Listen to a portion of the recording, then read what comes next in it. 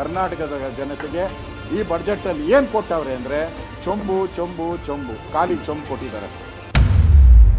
ನಮಸ್ಕಾರ, ನಾನು BR ನಾಯ್ಡು. ಜನಪರ ಬಜೆಟ್ ಮಂಡಿಸಿರುವ ಸಿಎಂ ಸಿದ್ದರಾಮಯ್ಯ ಅವರನ್ನು ಬಿಜೆಪಿ ಸಾಲರಾಮಯ್ಯ ಎಂದು ಟೀಕಿಸಿದೆ. ಉಪ್ಪು ಹುಳಿ ಖಾರ ಏನು ಇಲ್ದಿರೋ ಬಜೆಟ್, ಯಾವುದೇ ಹೊಸ ಯೋಜನೆಗಳಿಲ್ಲ. ಆದ್ರೆ ಹೊಸ ಯೋಜನೆಗಳು ಅಂದ್ರೆ ಸಾಲ ಸಾಲ ಸಾಲ. ಸರ್ಕಾರ ನಡ್ಸಕ್ಕೆ ನೀ ಹಾಕ್ಬೇಕಪ್ಪ ಸಿದ್ದರಾಮಯ್ಯ. ಬಿಜೆಪಿಯವರಿಗೆ ಗೌರವ ತೆಗೆದುಕೊಳ್ಳುವುದು ಹಾಗೂ ಕೊಡುವುದು ಗೊತ್ತಿಲ್ಲವಾದ್ದರಿಂದ ಈ ಬಗ್ಗೆ ಜನರು ತಲೆಕೆಡಿಸಿಕೊಂಡಿಲ್ಲ. ಆದರೆ ಜನರಿಂದ ಅನ್ನರಾಮಯ್ಯ, ಕನ್ನಡ ರಾಮಯ್ಯ, ಅಭಿವೃದ್ಧಿ ರಾಮಯ್ಯ ಎಂದು ಹೆಸರು ಪಡೆದಿರುವ ಸಿದ್ದರಾಮಯ್ಯ ಅವರ ಅಭಿವೃದ್ಧಿಪರ ಆಡಳಿತ ಕಂಡು ಅಸೂಯೆ ಹಾಗೂ ಹತಾಶೆಗಳನ್ನು ತೋರಿಸುತ್ತಿರುವ ಬಿಜೆಪಿಯವರಿಗೆ ನಮ್ಮದೊಂದಿಷ್ಟು ಪ್ರಶ್ನೆಗಳಿವೆ. ಕರ್ನಾಟಕ ಸರ್ಕಾರ ಸಾಲದಲ್ಲಿದೆ ಎಂದು ಬಿಜೆಪಿ ಬಾಯಿ ಬಡಿದುಕೊಳ್ಳುತ್ತಾ ಬೊಬ್ಬೆ ಹಾಕುತ್ತಿದೆ. ಆದರೆ ಕಳೆದ ಬಿಜೆಪಿ ಆಡಳಿತದ ಅವಧಿಯಲ್ಲಿ ಈ ಹಿಂದೆಯೇ ಮಾಡಿದ ಸಾಲವೆಷ್ಟು ಎಂದು ಯಾವುದಾದರೂ ಬಿಜೆಪಿ ಮುಖಂಡರು ಮಾತಾಡುತ್ತಿದ್ದಾರೆಯೇ? ಕರ್ನಾಟಕ ಸಾಲ ಮಾಡಲು ಬಹುಮುಖ್ಯ ಕಾರಣ ಕೇಂದ್ರದ ಅಸಹಕಾರ. ಇದುವರೆಗೂ ಕರ್ನಾಟಕ ರಾಜ್ಯಕ್ಕೆ ನೀಡಬೇಕಾಗಿರುವ 80,000 ಕೋಟಿ ರೂಪಾಯಿ ನೀಡಿಲ್ಲ. ಇದರ ಬಗ್ಗೆ ಬಿಜೆಪಿಯವರಿಗೆ ಮಾತಾಡಲು ಧೈರ್ಯವೇ ಇಲ್ಲ. ಯಾಕೆ?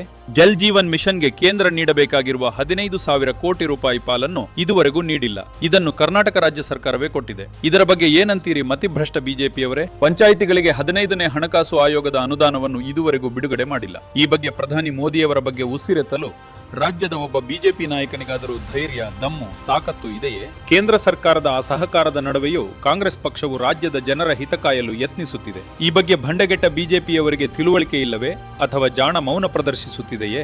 ರಾಜ್ಯದ ಅಭಿವೃದ್ಧಿಗಾಗಿ ಸರ್ಕಾರವು ನಿಗದಿಪಡಿಸಿರುವ ಮಿತಿಯಲ್ಲಿಯೇ ಸಾಲ ಮಾಡಿದೆ. ಈ ಸಾಲದ ಭಾರ ಇಡೀ ದೇಶದಲ್ಲಿ ಪ್ರತಿಯೊಂದು ರಾಜ್ಯದ ಮೇಲೂ ಇದೆ. ಸಾಲ ತಗೊಳ್ಳೋದು ಇದು ಒಂದು ವ್ಯವಸ್ಥೆ, ಇಟ್ಸ್ ಎ ಸಿಸ್ಟಮ್.